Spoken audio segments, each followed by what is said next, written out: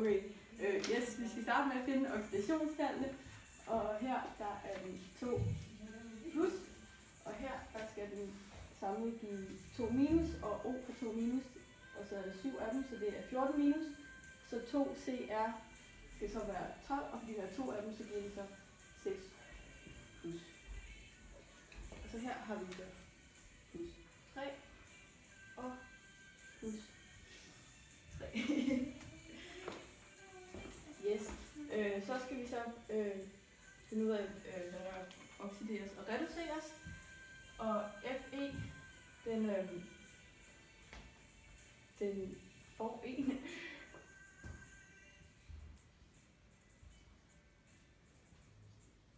Og CR med 3. Og så skal vi gange kryds. Og så skal vi faktisk også gange 2, fordi vi har 2 CR her.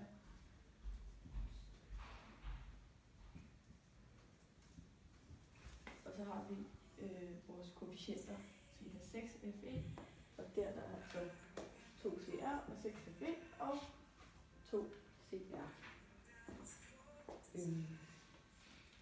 Ja, så kan vi så finde dens samlede ladning, og her der har vi så 6, 2 plus, så vi har 12 plus der, så har vi 2 minus, så den hedder plus 10. Og herover har vi 6, 3 plus, der har vi 18 plus, og så plus 6, der har vi plus 20. Og så skal vi så have den samlede ladning til at blive samme. Og det gør vi ved, at vi sætter 14 H og 4 H. Men en markedsmøde, men det der med, at der, og det bliver så til. Er det ikke, altså i forhold til dyrecellen, er det så ikke, er det dyrecellen, der er der skeletbygninger, vi har jo. Liquid.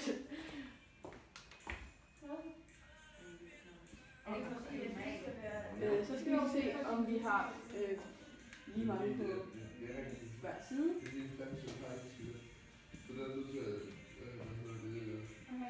Og vi har 6 Fe på hver side.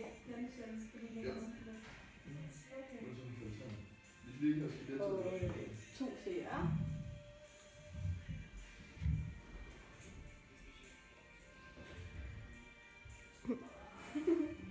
Og vi har 14 H.